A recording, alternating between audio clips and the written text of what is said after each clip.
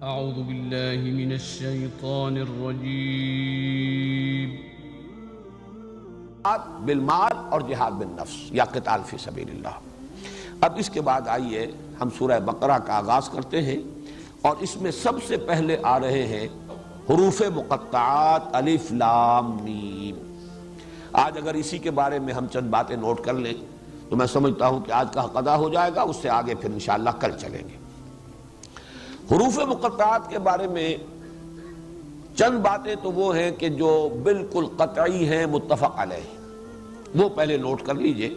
مقطعات انہیں کیوں کہا جاتا ہے؟ قطع کاٹا، قطع ٹکڑے ٹکڑے کر دیا۔ یہ قطع سے باب تفعیل ہے، تقطیع، قطع یقطع تقطیع، ٹکڑے ٹکڑے کر دینا۔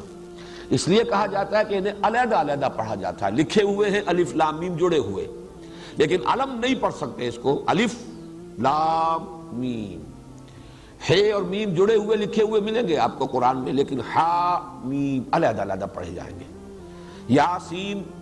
یاسین، طٰہٰ الف لام را، کاف ہا یا عین صاد، علیحدہ علیحدہ۔ تو چونکہ انہیں علیحدہ علیحدہ پروناؤنس کیا جاتا ہے، اس لیے ان کو حروف مقطعات کہا جاتا ہے۔ ان کے بارے میں جو متفق علیہ باتیں ہیں، ان کا حتمی یقینی مفہوم و معنی کسی کو معلوم نہیں سوائے اللہ اور اس کے رسول صلی اللہ علیہ وسلم۔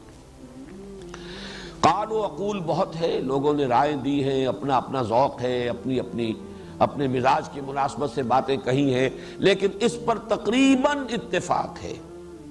کہ ان کا یقینی حتمی مفہوم کسی کو معلوم نہیں۔ یہ ایک راز ہے اللہ اور اس کے رسول کے مابین۔ اسی اعتبار سے بعض حضرات نے کہا کہ یہ ایک طرح سے کوڈ ورڈز ہیں، جیسے کہ کسی میسج کو کمیونیکیٹ کرنے سے پہلے کوئی کوڈ ورڈز دیے جائیں، تو شاید حضور صلی اللہ علیہ وسلم کو پہلے یہ الفاظ پہلے جو ہے کمیونیکیٹ کیے گئے ہوں، اور اس کے حوالے سے صورت نازل ہوئی ہے، تو یہ گویا کہ ایک سند کے درجے میں وہ الفاظ، وہ حروف جو ہیں اس کے ساتھ آئے ہیں۔ واللہ عالم، یہ بھی صرف ایک قیاس ہے، کنجیکچر ہے، اس کے سوا کچھ نہیں۔ البتہ دوسری یقینی بات یہ ہے کہ حضور صلی اللہ علیہ وسلم سے ان کے معنی اور مفہوم کے ضمن میں مرفوعاً کوئی قول منقول نہیں۔ حضور نے نہیں بتایا کہ اس کے یہ معنی، اگر ہوتے تو یقیناً اس کے بعد ہمارے سر تسلیم خم ہوتا، ہم اس کو تسلیم کرتے، لیکن حضور نے ان کے معنی نہیں بتائے۔ اسی سے ضمنی طور پر ایک بات اور جو ذہن نشین کر لیجئے کہ عربوں کا ایک خاص مزاج تھا، وہ ہم یہاں سے انفر کر سکتے ہیں۔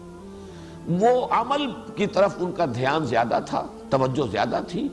جن چیزوں کا کسی عمل سے تعلق نہ ہو اس کے بارے میں انہوں نے حضور سے سوال بھی نہیں کیا۔ یہ تو ہمارا جو ایک انداز ہے خاص طور پر، اور یہ عجمی انداز، ایرانی ذہن، بلکہ پورا آریائی ذہن، یہ کہا جاتا ہے کہ سیمیٹک جو سامی نسلیں ہیں ان کے اور آریائی نسلوں کے مابین یہ بڑا فرق و تفاوت ہے مزاج کا۔ آریائی قوم جو ہے، اقوام جو ہے، اور آریائی نسلیں جو ہیں، ایرینز، وہ بڑے منطقی لوگ، بال کی کھال نکالنے والے لوگ، وہ علمی کھود کریت کے اندر لگ جانے والے لوگ، اور سیمیٹکس جو ہیں ان میں ان چیزوں سے زیادہ مناسبت نہیں، بلکہ عمل کی طرف ہے، وہ زیادہ ایکشن اورینٹڈ ان کا مزاج ہے۔ تو یہ چیز واقعتاً ثابت ہوتی ہے کہ صحابہ کرام نے بہت کم سوالات کیے ہیں حضور سے صلی اللہ علیہ وسلم ان چیزوں کے بارے میں جن کا تعلق انسان کے عمل سے نہیں ہے، بلکہ وہ صرف کسی علمی نوعیت کی چیز ہو، جس کی ایک بڑی نمایاں مثال میں نے بارہا بیان کی ہے، اس حدیث میں سامنے آتی ہے جو حضرت علی سے مروی ہے، حضرت ترمذی کی روایت ہے۔ فرماتے ہیں کہ حضور نے ایک دفعہ ارشاد فرمایا، انہا ستکون فتنۃ، ان قریب ایک بہت بڑا فتنہ رونما ہوگا۔ اب حضور نے تو یہ خبر دے دی۔ حضرت علی فرماتے ہیں کہ میں نے سوال کیا، مل مخرج منہا یا رسول اللہ، اے اللہ کے رسول اس سے نکلنے کا راستہ کون سا ہوگا؟ اب یہی وہ فرق نمایاں ہو جاتا ہے۔ میں یہ کہا کرتا ہوں کہ اگر ہم ہوتے تو ہم پوچھتے وہ کب ہوگا، کیوں ہوگا، کدھر سے آئے گا، کیسے آئے گا، کس صورت میں آئے گا، کچھ نہیں۔ یہ سارے سوالات جو ہیں یہ علمی نوعیت کے، معلوماتی نوعیت کے، کب، کیوں، کیسے، کدھر سے، یہ سارے سوال کچھ نہیں پوچھا۔ حضرت علی نے پوچھا وہ چیز جس کا تعلق عمل سے ہے، اس سے نجات کی راہ کون سی ہوگی؟ بس آپ نے فرمایا فتنہ ہوگا، ہمارے لیے کافی ہے۔ اب عملی اہمیت جو ہے وہ اس سوال کی، بل مخرج منہا یا رسول اللہ، اللہ کے رسول یہ بتائیے اسے نکلنے کا راستہ کون سا ہو؟ تو اس کے جواب میں جو حضور نے پھر ارشادات فرمائے ہیں وہ مدح قرآن اور قرآن مجید کی تعریف، اس کے اعتبار سے واقعہ یہ ہے کہ بہت بڑا خزانہ ہے، وہ یوں فصاحت کا، بلاغت کا، ادبیت کا، اور پھر حکمت کا، علم کا، معرفت کا بہت بڑا خزانہ ہے۔ بہرحال یہاں صرف یہ نقطہ بیان کرنا تھا کہ اس سے معلوم ہوتا ہے کہ صحابہ نے بھی پوچھا نہیں ان کے بارے میں کہ یہ الفاظ کیا ہیں۔ البتہ چوتھی چیز جو اسی سے متعلق پھر نتیجہ نکلا وہ یہ ہے کہ یقیناً یہ کوئی معروف اسلوب تھا عرب کا، ورنہ کوئی نہ کوئی سوال تو کرتے، صحابہ سوال نہ کرتے، چلیے تعظیماً نہ کرتے، یا یہ کہ چونکہ عمل سے متعلق ہے نہیں ہے لہذا نہ کرتے، لیکن یہ کہ لوگ تو اعتراض کرتے کہ یہ کیا الف لام میم، یہ کیا حامیم کاف ہا یا عین صاد، کیا معنی اس کے؟ یہ تو بے معنی سی باتیں ہیں، اس کے تو کوئی مفہوم سمجھ میں نہیں آیا۔ جبکہ قرآن کہتا ہے کتاب مبین، دعویٰ کرتا ہے کہ میں تو بالکل روشن کتاب ہوں، واضح کتاب ہوں، اس کے مضامین بالکل صاف ہیں، بالکل نمایاں ہے۔ وَلَقَدْ يَسَّرْنَا الْقُرْآنَ لِلذِّكْرِ فَهَلْ مِن مُدَّكِرٍ، تو یہ کیا چیز ہے الف لام میم ہا میم کاف ہا یا عین صاد، کیا معنی اس کے؟ لیکن یہ بھی ثابت ہے کسی نے اعتراض نہیں کیا۔ اس کا مطلب یہ ہے کہ یہ ان کے ہاں معروف اسلوب تھا، ان کے ہاں خطیب شاید خطبہ دیتے ہوئے پہلے اس طرح کے حروف کوئی بول کر، کوئی مناسبت بھی ہو سکتی ہے، وہ میں عرض کروں گا اس کے بارے میں کیا کیا مناسبتیں لوگوں نے اپنے جو بھی ذہن کی جو رسائی ہے اور جو بھی جولانی ہے فکر کی اس کے اعتبار سے بیان کیے ہیں۔ تو ہو سکتا ہے کہ اس زمانے میں یہ ایک معروف اسلوب ہو، اور اسی وجہ سے مشرکین نے، کفار نے، معاندین نے، دشمنوں نے کوئی اعتراض نہیں کیا۔ حالانکہ جیسے کہ تیسرے رکوع میں چل کر آ جائے گا، بعض اعتراضات انہوں نے کیے کہ یہ کیا ہے قرآن مجید میں مچھر کی تشبیہ دی جا رہی ہے، مچھر تو بڑی حقیر شے ہے، کہیں مکڑی کی تشبیہ دے دی گئی ہے۔ اس کا جواب دیا گیا کہ تشبیہ کا حسن تو اس میں ہوتا ہے کہ جس چیز کے لیے تشبیہ ہے اس کے ساتھ مناسبت ہے کہ نہیں ہے، نہ یہ کہ کوئی شے حقیر ہے۔ کسی حقیر شے کی تشبیہ دینی ہے تو حقیر شے سے دی جائے گی تاکہ اس کا جو حقیر ہونا ہے وہ پوری طریقے سے مبرہن ہو جائے، یہ جواب دیا گیا۔ لیکن یہ کہ اعتراض کیا گیا نا، لیکن یہاں یہ ہے کہ ان حروف مقطعات کے استعمال پر اور ان کے قرآن مجید میں یعنی وحی میں شامل کیے جانے پر کوئی اعتراض بھی منقول نہیں ہے۔ یہ چار چیزیں تو ہیں متفق علیہ۔ باقی جو چیزیں ہیں کہ کیا کیا اس کے معانی اور مفاہیم کے بارے میں آراء ظاہر کی گئی ہیں، میں ان کو آپ کے سامنے رکھنے سے پہلے ذرا کچھ سٹیٹسٹکس ہیں، اعداد و شمار، یہ ذرا دلچسپ ہے۔ یہ تو میں نہیں کہتا کہ ان کے معانی اور مفاہیم پر ان سے کوئی روشنی پڑتی ہے، لیکن یہ ہے کہ یہ اگر سامنے ہو تو ہو سکتا ہے کہ یہ بھی ان چیزوں میں سے ہو حروف مقطعات جن کے حقائق شاید آئندہ چل کر روشن ہو جائیں، جیسے کہ وہ آیت مبارکہ میں نے تعارف قرآن کے ضمن میں بار بار پڑھی تھی، سنریہم آیاتنا فی الآفاق وفی انفسہم حتی یتبین لہم انہ الحق، ہم اس اپنی نشانیاں واضح کریں گے، کھولتے رہیں گے اور دکھاتے رہیں گے ان کو آفاق میں بھی انفس میں بھی، یہاں تک کہ یہ بات واضح ہو جائے گی، ان پر مبرہن ہو جائے گی کہ یہ قرآن حق ہے۔ تو ہو سکتا ہے کہ ان حروف کے حوالے سے بھی کوئی حقیقت بعد میں ایسی سامنے آ جائے جس سے قرآن مجید کی حقانیت جو ہے اور مبرہن ہو جائے، اس کا امکان موجود ہے۔ لیکن یہ امکان اگر ہے تو اسی شکل میں کہ اس کے کچھ اعداد و شمار جو ہے، کچھ ڈیٹا جو ہے وہ سامنے رہے تاکہ غور کرنے والے غور کرتے رہے۔ اور اس حوالے سے بھی ایک بات کہی گئی ہے ماضی قریب میں، اس کا بھی میں تذکرہ بعد میں کروں گا، تو یہ سٹیٹسٹکس جو ہے وہ ذرا نوٹ کر لیجئے، اور اس میں عربی زبان کی فقہ اللغہ کے اعتبار سے بھی بعض مضامین اہم ہیں۔ دیکھیے یہ حروف مقطعات جو ہے ظاہر بات ہے حروف ہجا ہیں، وہ جو تختی ہے حروف ہجا کی، الف با تا سا جیم ہا خا دال، وہ یا تک جائے گی، یہ تختی ہے۔ عربی زبان کے جو حروف ہجا ہیں ان کے بارے میں ایک اختلاف ہے کہ تعداد 28 ہے یا 29 ہے، یہ دونوں جو ہیں عدد مانے جاتے ہیں۔ کس اعتبار سے؟ الف تو ایک حرف ہے، شروع کا پہلا حرف ہے، حمزہ کو بھی اگر حرف علیحدہ گنا جائے تو یہ 29 بن جائیں گے، اور حمزہ کو شمار نہ کیا جائے تو یہ 28 رہ جائیں گے۔ حمزہ اصل میں ہے کیا؟ الف پر ہی اگر زبر لگ جائے آ تو اب یہ حمزہ ہو گیا، یہ الف نہیں ہے۔ زیر لگ جائے ای، یہ بھی حمزہ ہوگا، یہ بھی الف نہیں ہے۔ پیش لگ جائے او تو یہ بھی حمزہ ہے، الف نہیں ہے۔ جزم ہو جیسے بے با، با یعنی با کے بعد الف ہے لیکن جزم لگ گیا با، تو یہ بھی حمزہ ہے۔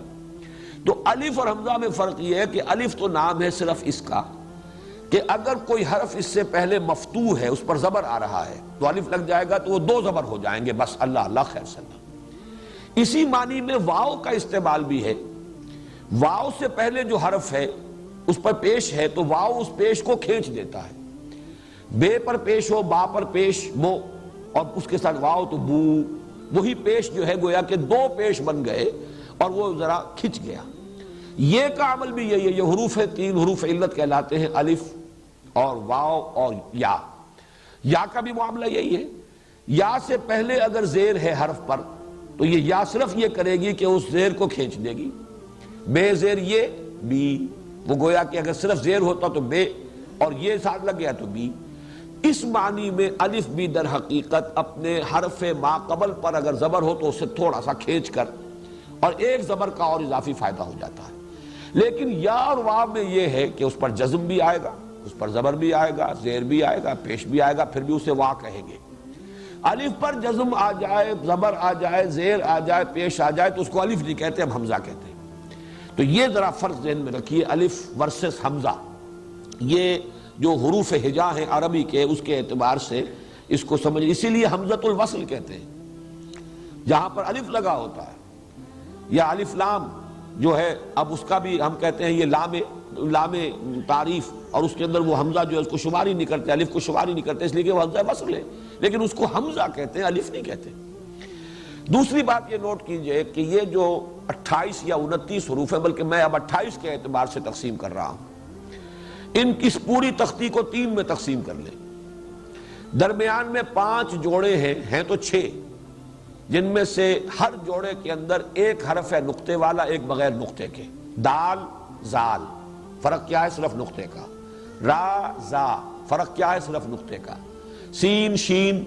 یہاں پہ ایک کی بجائے 3 نقطے لگ گئے لیکن فرق وہی ہے، صاد ضاد وہی ایک نقطہ، طا ظا ایک نقطے کا فرق، عین غین ایک نقطے کا فرق۔ یہ ویسے تو 6 جوڑے ہیں، لیکن ان میں سے دال زال کو ذرا علیحدہ کر دیجئے تو را سے لے کر اور غین تک یہ 10 حروف درمیانی کی تختی ہے۔ ان میں یہ نوٹ کر لیجئے کہ ان میں سے نقطے والا حرف نہیں لیا گیا حروف مقطعات میں، بغیر نقطے کا لیا گیا ہے۔ را ہے، زا نہیں ہے، سین ہے، شین نہیں ہے، صاد ہے، ضاد نہیں ہے، طا ہے، ظا نہیں ہے، عین ہے، غین نہیں ہے۔ ان 5 جوڑوں میں سے 5 حروف جو نقطوں کے بغیر ہیں وہ حروف مقطعات میں شامل ہیں، اور جو نقطے والے ہیں وہ نہیں ہیں۔ کیوں نہیں ہے مجھے نہیں معلوم، لیکن صرف ایک آبزرویشن ہے، مشاہدہ ہے، یہ اس کی ایک جس کو میں کہہ رہا ہوں کہ یہ اعداد و شمار ہے، سامنے رہے تو شاید اس کے حوالے سے اگر غور کیا جائے تو کوئی حقیقت بعد میں کھل جائے، واللہ عالم۔ اب ادھر 9 حروف رہ گئے، الف با تا سا جیم ہا خا دال زال، ان میں سے صرف 2 حروف ہیں الف اور ہا، 7 حروف اس میں سے نہیں آئے، حروف مقطعات میں شامل نہیں۔ جو آخری ہے 9، فا قاف کاف لام میم نون وا ہا یا، یہ جو الفاظ ہیں، یہ جو حروف ہیں 9، ان میں سے 7 ہیں، 2 نہیں ہیں۔ اس میں سے قاف بھی ہے، کاف بھی ہے، لام بھی ہے، میم بھی ہے، نون بھی ہے، صرف شروع کا فا نہیں ہے، آخر میں واو نہیں ہے، پھر یا بھی ہے۔ معلوم یہ ہوا کہ پہلے 9 میں سے صرف 2، آخری 9 میں سے صرف 2 نہیں ہے، 7، یہ 7 اور 2 مل کر 9 ہو گئے۔ درمیان کے 5 جوڑوں میں سے 5 جو غیر منقوط ہیں، کل 14 حروف استعمال ہوئے، اور 14 نصف بن جاتا ہے، جو میں نے ابھی عرض کیا تھا کہ اگر حروف ہجا 28 شمار کیے جائیں تو 28 میں سے 14 حروف مقطعات میں شامل ہیں، 14 نہیں۔ اب ایک اور اعتبار سے دیکھیے، it can be a coincidence, ہو سکتا ہے صرف اتفاقی بات ہو، لیکن قرآن مجید کا معاملہ ہے، ہم اس سے صرف محض اتفاقی نہ کہیں، ہو سکتا ہے اس میں بھی کوئی حکمت ہو، کہیں آئندہ جا کر وہ کھلے۔ 29 صورتیں ہیں 114 میں سے جن میں یہ حروف مقطعات آئے ہیں، اور حروف ہجا کے بارے میں بھی یہ ہے کہ یا 29 یا 28، 29 صورتوں کے شروع میں حروف ہجا آئے، اور 29 کا نصف تو ہو ہی نہیں سکتا، 28 ہی کا نصف ہوگا، اور وہ 14 ہیں، تو 14 حروف استعمال کیے گئے۔ 29 میں ایک ویسے ڈسپیوٹڈ ہے کہ حمزہ کو علیحدہ حرف مانا جائے یا نہ مانا جائے، ان میں سے اب نوٹ کر لیجئے کہ ایک ایک حرف بھی ہے 3 صورتوں میں، سورہ نون، سورہ قاف، سورہ صاد، یہ ایک ایک حرف آیا ہے، اور یہ ایک ایک صورت میں ایک ایک حرف۔ 9 صورتوں میں 2 حروف آئے ہیں، حامیم یہ 6 میں ہے، 7 میں ہے حامیم، اور طٰہٰ، تاسین، یاسین، 6 میں حامیم اور 3 یہ تاسین، طٰہٰ اور یاسین، یہ 9 صورتیں ہیں جن میں 2 حروف آئے۔ 13 صورتیں وہ ہیں جن میں 3 حروف آئے ہیں، الف لام میم 6 میں، الف لام را 5 میں، طا سین میم 2 میں۔ 2 صورتیں وہ ہیں جن میں 4 آئے ہیں، الف لام میم را، الف لام میم صاد، یہ 2 صورتیں جن میں 4 آئے۔ 2 صورتیں ہیں جن میں 5 آئے، کاف ہا یا عین صاد، اور ہا میم عین سین قاف، یہ 2 صورتیں۔ تو ان سب کو جمع کیجئے، 1 سے لے کر 5 تک کے حروف جو ہے مقطعات کی شکل میں آئے ہیں، اور ان میں بھی ایک بات میں پہلے بھی بتا چکا ہوں، حامیم 2 حروف ہیں لیکن آیت شمار ہوتے ہیں، الف لام را 3 ہے، آیت شمار نہیں ہوتی۔ یہ تمام چیزیں میں بیان کر چکا ہوں، شروع میں توقیفی ہیں جو حضور نے بتایا۔ ایک ہی صورت ہے جس میں حروف مقطعات 2 آیتوں پر مشتمل، حامیم ایک آیت، عین سین قاف دوسری آیت۔ یہ سورہ شورى واحد صورت ہے قرآن مجید کی جس کی کہ 2 آیتیں حروف مقطعات پر مشتمل ہیں۔ یہ تو ہوئے وہ جو میں نے کہا تھا کچھ فیکٹس اینڈ فگرز، کچھ سٹیٹسٹکس، کچھ اعداد و شمار۔ اب آئیے ان کے مفہوم کے بارے میں۔ ایک رائے یہ ہے کہ یہ نام ہے، بہت سے حضرات کی رائے ہے، سورتوں کے نام ہیں۔ جزوی طور پر یہ بات صحیح ہے، سورہ نون کو ہم سورہ نون کہتے ہیں نام کے نون کے حوالے سے، اگرچہ اس کا نام ایک اور بھی ہے،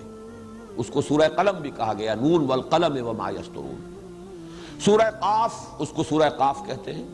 اس کا کوئی اور دوسرا نام بھی نہیں۔ یاسین، اس کو سورہ یاسین کہتے ہیں، کوئی اور نام نہیں ہے اس کا۔ طٰہٰ، سورہ طٰہٰ کہتے ہیں، اس کا کوئی اور نام نہیں۔ صاد، سورہ صاد ہی اس کا نام ہے۔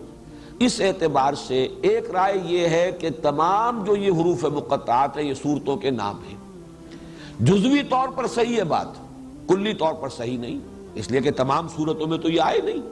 نمبر 2 یہ کہ اگر الف لام میم 6 صورتوں کے شروع میں آ رہا ہے یہ حروف مقطعات، تو 6 صورتوں کا ایک نام تو نہیں ہو سکتا۔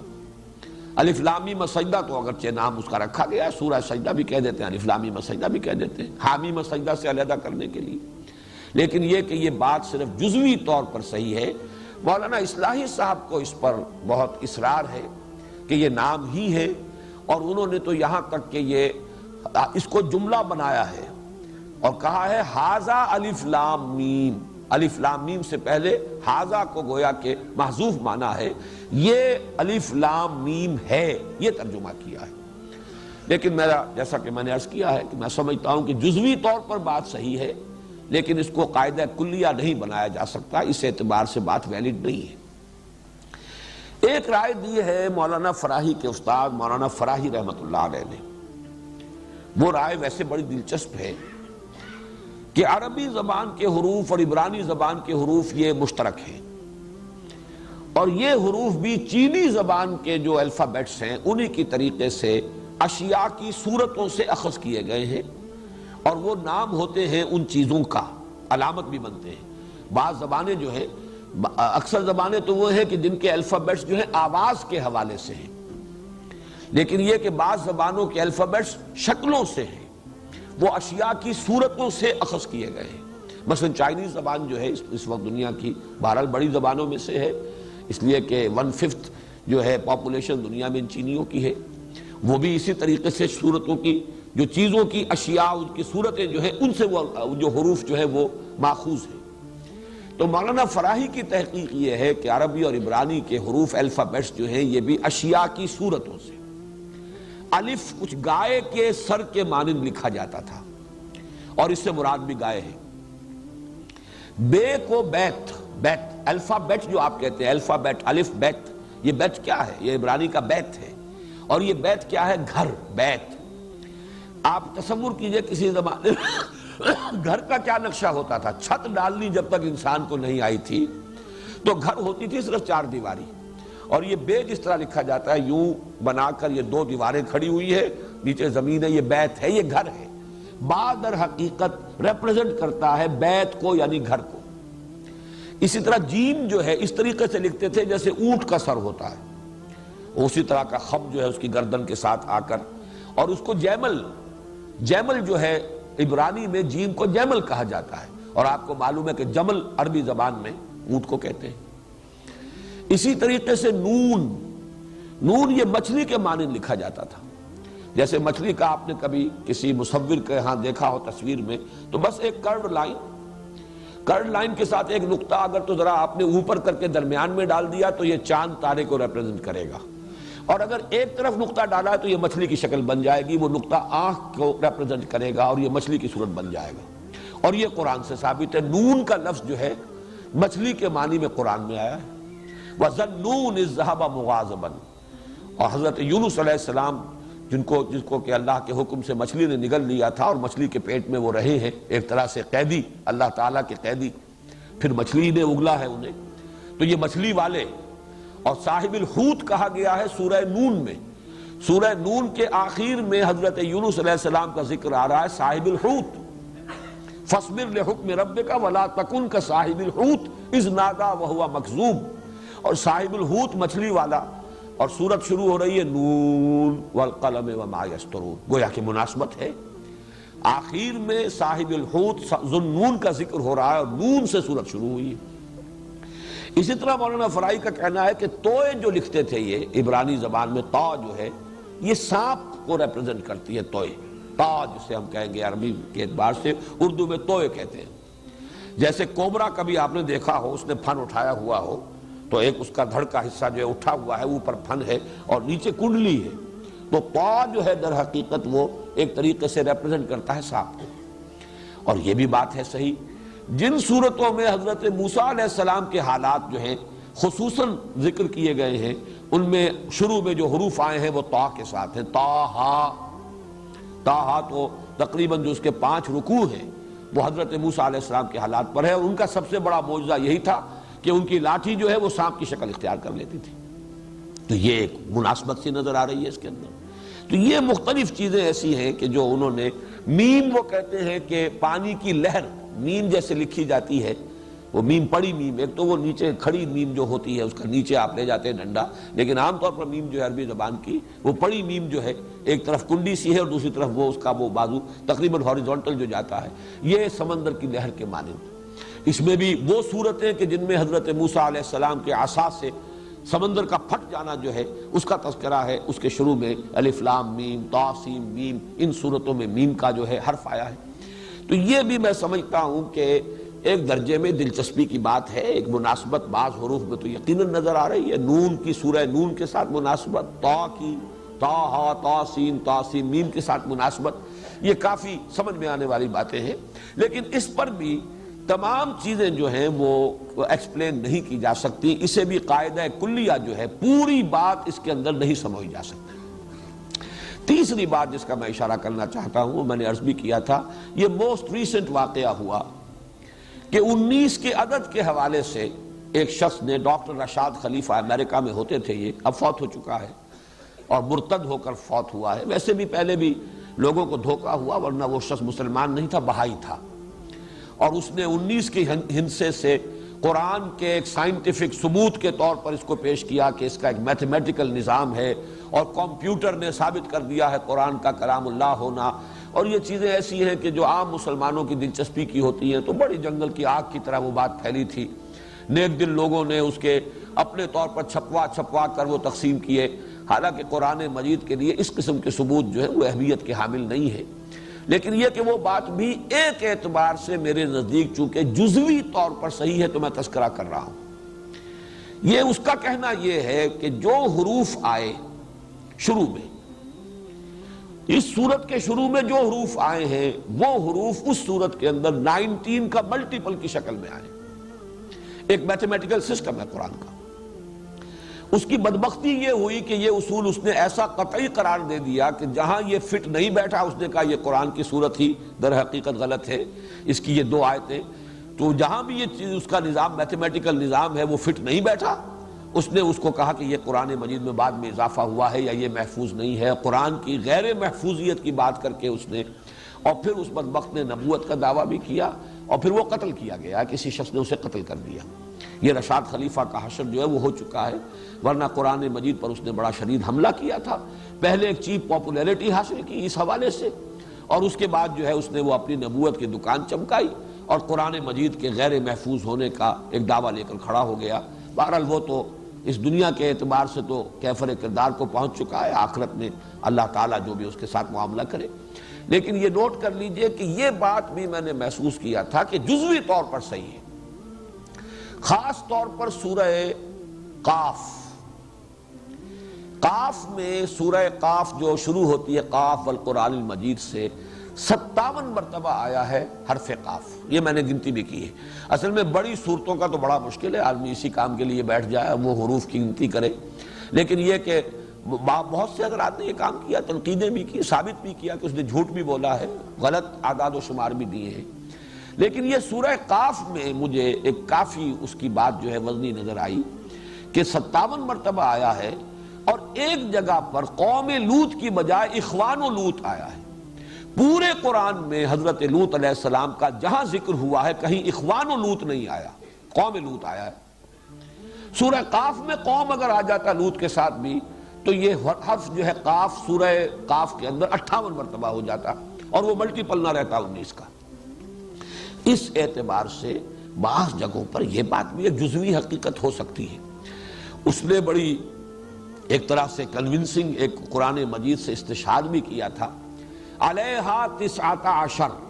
یہ سورہ مدثر میں جو آیت آئی ہے کہ جہنم پر جو فرشتے یا جو اس کے نگران ہیں، پہرے دار ہیں، وہ 19 ہیں، 19 فرشتے کہیں، سرہنگ کہیں، جو بھی وہاں کے ذمہ دار نگران ہیں، 19 ہے، علیہا 19۔ اب یہ 19 کا لفظ وہاں پر آیا ہے، اس نے کہا قرآن مجید کو بھی گارڈ کر رہا ہے 19 کا ہندسہ، یہ اس اعتبار سے اس نے بات شروع کی۔ لیکن یہ کہ اول تو مجھے اس کی بات پہلے غلط محسوس ہوئی، اس نے کہا آیت بسم اللہ کے 19 حروف ہیں، حالانکہ وہ 19 حروف نہیں بنتے، وہیں پر اس کا در حقیقت بات کا غلط ہونا تو مجھ پر تو ثابت ہو گیا تھا، لہذا میں نے اس کی بات کو زیادہ سیریسلی لیا ہی نہیں۔ البتہ آج کی دنیا میں چونکہ ایک بہت بڑی معروف شخصیت ہے شیخ احمد دیدات، اور وہ عیسائیت کی تردید میں اور مناظرے جو انہوں نے کامیاب کیے ہیں عیسائی علماء سے اور پادریوں سے، اس میں جو انہیں اللہ نے کامیابیاں دی ہیں، اس کی وجہ سے وہ بہت پاپولر ہیں، بہت یعنی دنیا کے اندر عالم اسلام میں وہ بہت زیادہ متاثر ہو گئے تھے اس سے رشاد سے، اور انہوں نے اس خیال کو بہت پھیلایا ہے۔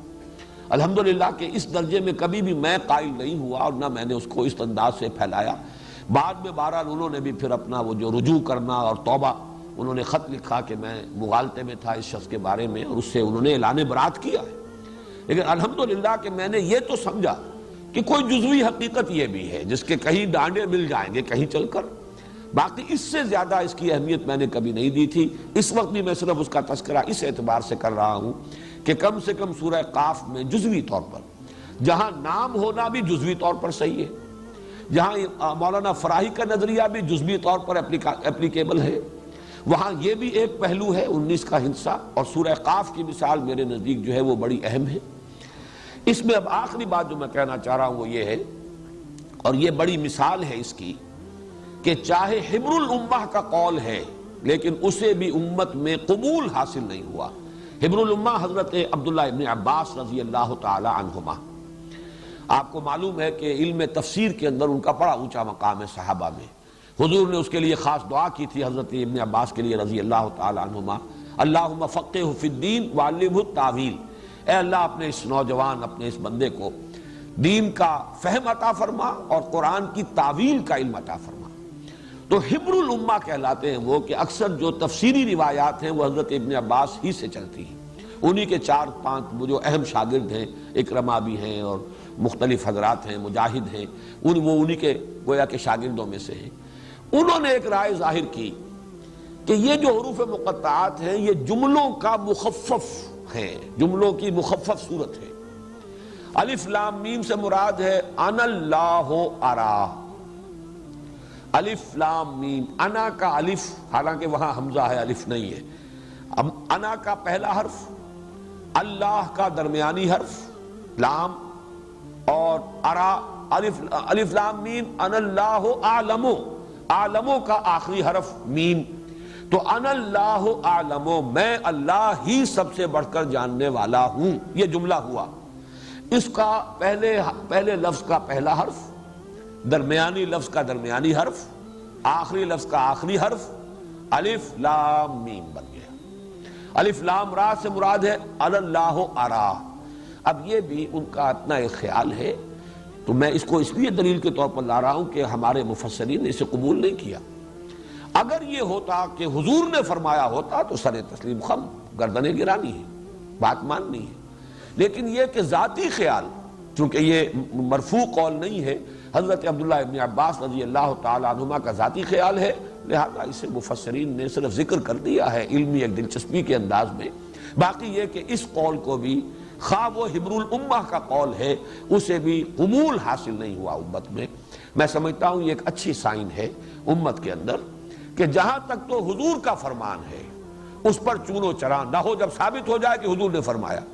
باقی جس کا قول بھی کوئی ہے اس کے اوپر ظاہر بات ہے کہ آپ دلیل سے اسے قبول کریں یا دلیل سے اسے رد کر دیں. بس حروف مقطعات کے بارے میں اسی قدر عرض کرنا تھا. اب کل انشاءاللہ تعالی اب سورہ بقرہ کا ہم سلسلے وار مطالعہ کریں گے. حروف مقطعات کے بارے میں یہ ساری باتیں میں نے اس لیے نوٹ کرا دی ہیں کہ آئندہ بھی درس کے دوران جب یہ حروف آئیں گے تو مجھے پھر کبھی ان چیزوں کو ریپیٹ کرنے کی ضرورت نہیں ہوگی. بارک اللہ لی ولکم فی القرآن العظیم ونفعنی